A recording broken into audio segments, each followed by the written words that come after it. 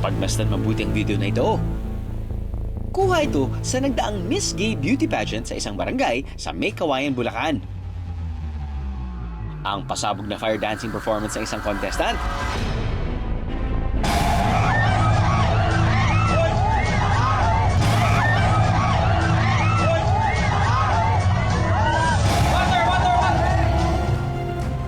Naging dahilan para mag-apoy at masunog ang mukha niya.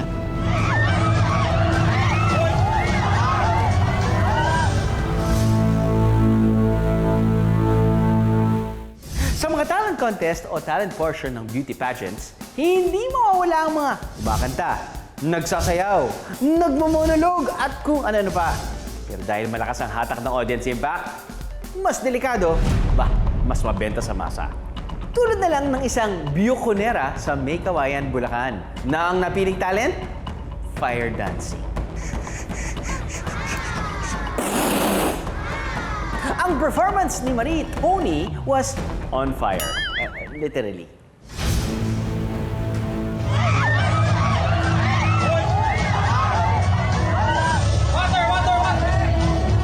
Ako po si Maria Tony, 21 years old. Nasunog po yung mukha ko sa beauty pageant. Espesyal na araw ang nakaraang June 3 para kay Marie Tony. Tulad ng paghahanda na lagi niyang ginagawa, plakado na ang casual wear at long gown niya. At ang tatapos sana ng laban, ang talent portion. Nakahanda na ang mga gagamitin niya. Kasama na ang gas na iinumin niya kapag bumuga siya ng apoy. Nagpabili po ako sa bata po, yung kasama ko nga po. Sabi ko po, bumili po siya ng gas, yung diesel. Binigay po sa kanya yung unleaded po. So hindi ko na po napansin yun kasi po nasa kalagitnaan na po ako nung performance po na yon. Mga kaha, paalala, huwag gagayahin ha. Mga nagsanay at eksperto lang sa ganitong larangan at talento ang pwedeng gumawa nito. Rumampa muna si Marie Tony. Nang lumalakas na ang hiyawan, Halos lahat po ng tao nagpapalakpakan na po. Nung pagkainom ko po na yon, may tumulo po dito.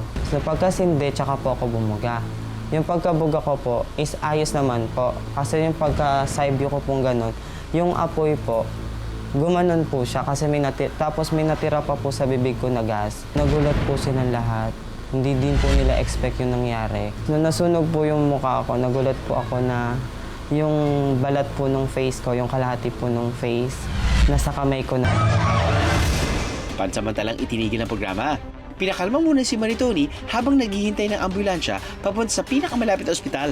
Sabi ko nga po sa kanila, mag-tricycle na lang po ako. Sabi ko gano'n. Sabi daw po, wag daw po, hintayin daw po yung ambulance. Tapos sabi ko po, bakit hihintayin pa kung kailan ang hapdi na? Kasi nahihilo na po ako gano'n. First-degree burn ang natamo ni Marie Tony. Matapos ang insidente, kamusta na kaya si Marie Tony ngayon? Ito po, yung face ko po ngayon. Meron po mga mark dito, yung mga pekas po. Tapos ito po, yun po yung mga naapektuhan nung sunog po dun sa pageant. Ito po yung naapektuhan dito sa inner eye ko po. Tapos nagkasugat din po yan. Kaso nagpekas na lang din po. Hanggang sa loob po. Ayon kay Marie Tony, nagbigay ng maliit na pinansyal na tulong ang organizer ng event. Pero malaki-laki pa rin ang ginastos nila sa pagbili ng cream para mabilis na mapagaling ang sugat at peklat na naiwan sa mukha ni Marie Tony. Bilang tulong, sinamahan din namin si Marie Tony sa isang dermatologist para ipakonsulta ang kanyang balat ngayon. Nag-feel na siya agad after 1 month lang, di ba? Oh, so, yun, you're very lucky na ganun lang. Pero there are some cases na talagang magiging severe yung burn, no? Lalo na kung hindi mo kaagad napatay, pero hindi naman naging deep yung burn. Okay? Para bumalik ang kumpiyansa sa sarili, may surpresang mensahe para kay Marie Tony ang kanyang hinahangaang artista at beauty queen. None other than Erlene Budol herself. Hi Maria Tony! Ayan ako si Herlene. Sana okay ka na ngayon. Napanood ko yung video mo. Huwag kang mag-alala. Ipag-pray ka pa namin para syempre ma-overcome mo lahat ng nangyari sa'yo. Alam namin na hindi biro yung mga napagdaanan mo. Physically, emotionally, mentally. Pero andito kami para supportahan ka. Magkita tayo soon at ipagpatuloy mo lang na abutin yung mga pangarap mo. Pero kung tatanungin daw siya ngayon kung susubukan pa niyang mag-fire dancing in the future, ang nagliliyab na kasagutan, Ayoko na po ulit, baka po mamaya maulit po ulit. Natatakot na po ako. Tama nga po yung sabi nila na sa huli nga po yung pagsisisi. Na na-trauma na po ako, ganun. Safety po natin yung sarili natin bago po tayo gumawa ng desisyon. And I thank you.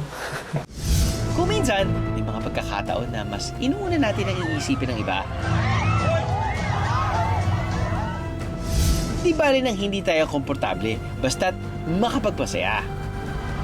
Pero ang tunay na nakaka-happy, masiguro natin ang ating safety and security.